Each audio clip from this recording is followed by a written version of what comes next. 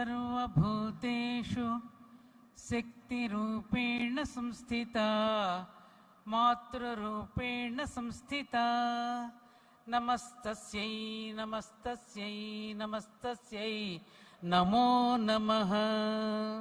అందరూ చెప్పండి. ఆర్యావర్తాయై చ విద్మహే రత్నగర్భాంతరస్థితాయ ధీమహి తన్నో భరతఖండ ప్రచోదయాత్. అస్మత్పుణ్యధరిత్రీం ప్రణమామ్యహం. శ్రీమాత్రే నమః. భారతమాత్రే నమః. మాతా పితృగురుభ్యో నమః. హరి ఓం. ఈరోజు నాకు చాలా అద్భుతమైనటువంటి సన్నివేశం, ఘట్టం. ఏమిటంటే, ఎన్నికలు అయిపోయిన తర్వాత ఏ వ్యక్తినైతే నేను కావాలని చాలా ఆరాటపడ్డానో ఆ మహా వ్యక్తిని, ఆ ధైర్యశాలిని, ఆ ధీశాలిని ఇక్కడ చూడగలగడం నా అదృష్టంగా భావిస్తూ, నాకు ఈ అవకాశం కల్పించినటువంటి, గట్టిగా నిర్ణయం తీసుకున్నటువంటి జట్టి కుసుమకుమారి గారికి నేను ధన్యవాదపూర్వక నమస్కారాలు తెలియచేసుకుంటూ, వేదిక మీద ఉన్నటువంటి యోధానుయోధులు, మహానుభావులు, ఆదరణీయులు, నాకంటే వయసులో ఉన్నటువంటి పెద్దవాళ్ళు, పూజ్యులు అందరికీ రేపటి గురు పౌర్ణమి సందర్భంగా శుభాకాంక్షల్ని తెలియచేసుకుంటూ, నా ఎదురుగా కూర్చున్నటువంటి నాకంటే వయసులో పెద్దవాళ్ళైనటువంటి బాబాయిలకి, పెదనాన్నలకి, అన్నయ్యలకి, తమ్ముళ్ళకి, మేనల్లుళ్ళకి, మేనగోడళ్ళకి అందరికీ మరోసారి నా శుభాకాంక్షల్ని నమస్కరించుకుంటూ తెలియచేసుకుంటున్నా. కళ్ళల్లో ఆనంద భాష్పాలు వస్తున్నాయి. మన పెద్దలు మనకు నేర్పించినటువంటి గొప్ప సంస్కృతి ఇంటి ఆడబడుచుకి గౌరవం ఇవ్వడం. ఇంతమంది వేదిక మీద ఒక్క ఆడబడుచును కూర్చోబెట్టి దీపం వెలిగించే అవకాశం ఇచ్చారు అంటే అది నా పుట్టింటి వారు నాకు ఇచ్చినటువంటి గౌరవంగా భావిస్తూ మరోసారి అందరికీ చేతులెత్తి నమస్కరిస్తూ ఉన్నా. ఇందాకే కుసుమకుమార్ గారు అనేక విషయాలు చెప్పారు. నాకు కూడా ఇందాక కారులో వస్తూ ఉన్నప్పుడు ఏదో ఫోన్ వచ్చింది, పలానా కేజీఎఫ్కి వెళ్తున్నాను అని అనగానే, కేజీఎఫ్ అనే సినిమా ఎప్పుడో రిలీజ్ అయింది కదండి అన్నారు. నేను సినిమాలు చూడనమ్మా, కేజీఎఫ్ ఏమిటి అంటే, అదేనండి కోలార్ గోల్డ్ ఫీల్డ్ అనేది ఒక సినిమా కదా అంటే, ఇంచుమించుగా అలాంటి దానికే వెళ్తున్నానమ్మా అన్నా. ఇంచుమించుగా అంటే ఏమిటమ్మా అన్నారు.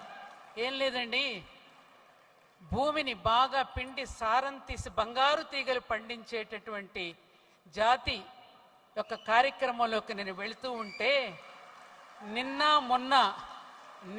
మొన్న అటువంటి రైతు బాంధవులకి ఆత్మబంధువై ఎంతోమంది కుటుంబాలను ఆదుకున్న ఒక మహానుభావుడు వస్తున్నాడు, అతనిని దర్శించుకోవడానికి కూడా వెళ్తున్నాను అని నేను ఈనాటి మన తెలంగాణ ముఖ్యమంత్రి రేవంత్ రెడ్డి గారికి నేను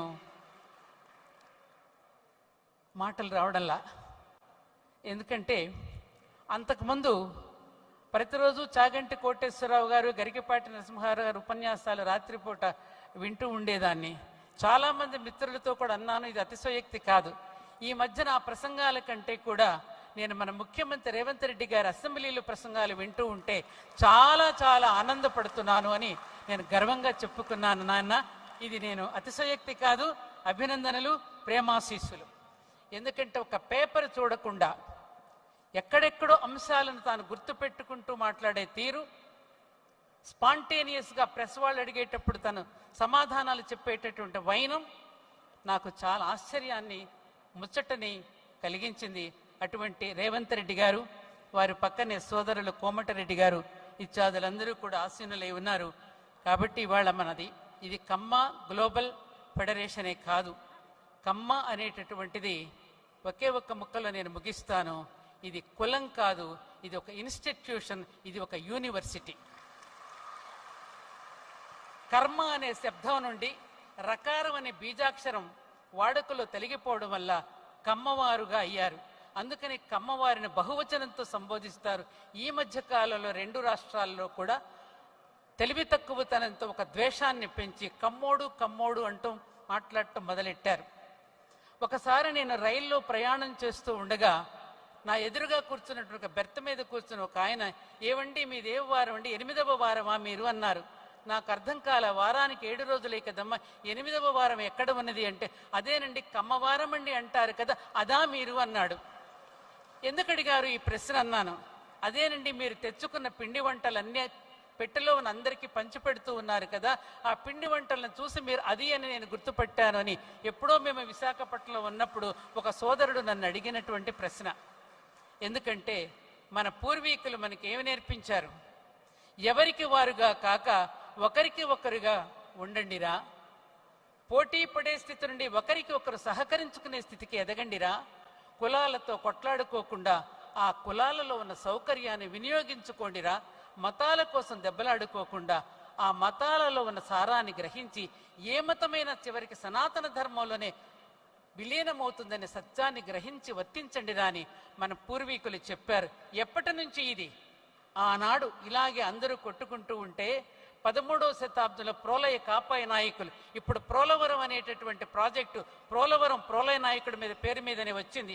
అది కూడా మనందరం కూడా అడుగుదాం చంద్రబాబు నాయుడు గారు, అక్కడ ప్రోలయ నాయకుడి యొక్క విగ్రహాన్ని పెట్టి తీరాలి అని మన అందరం కూడా డిమాండ్ చేయవలసిన అవసరం ఉన్నది. ఆ ప్రోలయ కాపాయ నాయకులే గనక లేకపోతే దక్షిణాపథాన్ని తురుష్కుల వశమైపోయి ఉండేది. అన్ని వర్గాల ప్రజలని కలగలుపుకుని రైతులైనటువంటి ప్రోలయ కాపాయ నాయకులు మా గ్రామాన్ని రాజధానిగా చేసుకుని పరిపాలించారు. అదే గ్రామం ముసునూరు. ఆ ముసునూరు నాయకుల వంశస్థురాలిగా గర్వపడుతూ ఈ రోజున మీ ముందు ఇక్కడ నిలబడి ఉన్నాను. కాబట్టి మనం అటువంటి గొప్ప గొప్ప నాయకులకి DNA నుంచి వచ్చాం. రాజా వాసిరెడ్డి వెంకటాద్రి నాయుడు గారు కృష్ణా, గుంటూరు, ప్రకాశం జిల్లాలను పరిపాలించి తెల్లవాళ్లను కూడా గడగడలాడించి ఆఖరికి కృష్ణానది వారు పెట్టిన అన్నదానాలతో కృష్ణానది అంతా కూడా నెయ్యి పేరుకుపోయి నల్లని నీళ్ళంతా తెల్లగా మారిపోయిన చరిత్రలు మనం చదువుకున్నాం. అటువంటి వాళ్ళ యొక్క DNA మనలో ఉన్నది. కాబట్టి ఆత్మీయ సోదర బంధువులారా, మీ అందరికీ నేను చేసుకునే విన్నపం ఒక్కటే, ఎవరికి వారుగా విడిపోకండి.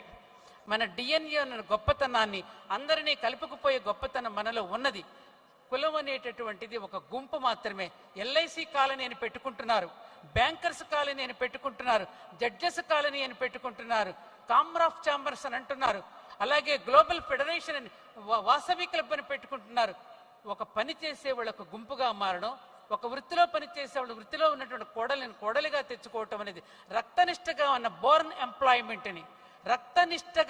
బోరన్ ఎంప్లాయ్మెంట్ని అభివృద్ధి చేసుకోవడం కోసమే ఈ కుల వ్యవస్థలో ఉన్న సౌకర్యాన్ని వినియోగించుకోమన్నారు తప్ప కులాలతో కొట్లాడుకోమని మనకు చెప్పలేదు. ఆ సత్యాన్ని నేర్పించడం కోసమే ఈనాడు జట్టి కుసుమ్ కుమార్ గారు అందరినీ పిలిచి ఎక్కడెక్కడ మనం బలహీనంగా ఉన్నామో అక్కడ వాటిని బలపరచడానికి కార్యక్రమాన్ని ఏర్పాటు చేశారు. నేను ఒక్క విషయం చెప్తా. ఈ మధ్యనే పెనమలూరు అనే గ్రామానికి నేను వెళ్ళాను. అక్కడ మన వాళ్ళు ఒక హాస్టల్ నిర్వహిస్తున్నారు. ఆడపిల్లల్ని చూస్తే ఆ గ్రామంలో ఆటో వాడి దగ్గర నుంచి ప్రతి ఒక్కరు కూడా ఆడపిల్లలను పొగుడుతూ ఉన్నారు. వాళ్ళ క్రమశిక్షణ, వాళ్ళ విజ్ఞానము, వాళ్ళ వివేకము, సంస్కారాన్ని చూసి ఆ గ్రామస్తులందరూ పొగుడుతూ ఉంటే ఆ డ్రైవర్ని నేను ఆ హాస్టల్కి వెళదామని నేను వెళితే ఆ ఆడపిల్లలందరూ పల్నాటి నుంచి వచ్చిన అతి పేద కమ్మవారి కుటుంబాలను వచ్చిన పిల్లలు. వాళ్ళు ఎలా జరుగుతుందో తెలుసా? గుంటూరు కమ్మ హాస్టల్లో నేర్చుకుంటున్న ఆడపిల్లల కోసం, పెనమలూరులో అక్కడ ఇక్కడ చదువుతున్న మన ఆడపిల్లల కోసం మగపిల్లలందరూ కూడా క్యూ కడుతున్నారు పెళ్లిళ్ళు చేసుకోవడానికి. అక్కడ పిల్లల్లో ఉన్న సంస్కారాన్ని, అక్కడ పిల్లలలో ఉన్న నిజాయితీని, అక్కడ పిల్లలలో ఉన్న విజ్ఞానాన్ని మాకు కట్నం ఇవ్వకపోయినా పర్వాలేదు, ఆ హాస్టల్లో చదువుకునే పిల్లలు మేము పెళ్లి చేసుకుంటామని చెప్తున్నారు. అయిపోయింది. ఆఖరిగా ఈ మధ్యనే కమ్మ కిచెన్ అనేది ఒకటి ప్రారంభం చేసి భోజనం లేని వాళ్ళకి భోజనం పంపిస్తున్నారు. అటువంటి అన్నపూర్ణగా మన పూర్వీకులు కర్మయోగులుగా జీవించి, మా పూర్వీకులందరూ మా నాన్నగారు ఇలా పెట్టి చూసేవారు సూర్యుడిని. అయ్యో బాటసారి ఒక్కడు లేడే నా పక్కన కూర్చొని భోజనం చేయడానికి, ఇవాళ ఒంటరిగా కూర్చొని భోజనం చేయవలసి వస్తుందని బాధపడినటువంటి మన పూర్వీకులు. కాబట్టి ఒక్కటే, ఎచ్చులకు పోకండి, పెళ్ళిళ్ళు పెద్ద పెద్దగా ఘనంగా చేయాలనే ప్రయత్నాలు చేయకండి, వంటకాలు కూడా అన్నిన్ని పెట్టి వేస్ట్ చేయకండి. అన్నపూర్ణమ్మ మనం అన్నాలు పెట్టాను తప్ప అన్నాన్ని వృధా చేయలేదు. ఆడంబరాలకి పోకుండా ఆత్మీయతను పెంచుకోమని, ఆత్మీయతతో జీవించమని, పెళ్ళిళ్ళు కూడా సింపుల్గా చేసుకుంటూ ఇతరులకు ఆదర్శంగా ఉందామని మీ సోదరిగా, మీ ఆడపడుచుగా మీకు విన్నపం చేస్తూ మన బిడ్డల్లో సంస్కారాన్ని పెంచుదాం, దేశభక్తిని పెంపొందిస్తాం, జాతీయ భావనను పెంపొందిస్తాం. కమ్మవారిగా ఉన్న మనం తెలుగువారిగా ఎదుగుదాం, తెలుగువారిగా ఉన్న మనం భారతీయులుగా ఎదుగుదామంటూ భారత్ మాతాకి జై అంటూ సెలవు తీసుకుంటున్నా. జై హింద్, జై భారత్. థ్యాంక్ యూ సత్యవాణి గారు. ప్రతి మాట సూటిగా దూసుకెళ్లేలా మాట్లాడారు. Next I request Niranjan Srungavarapu గారు, తానా ప్రెసిడెంట్.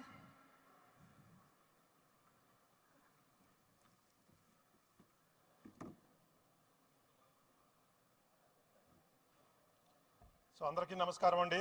ఎలా ఉన్నారు? ముందుగా KGF Khamma global federation founder president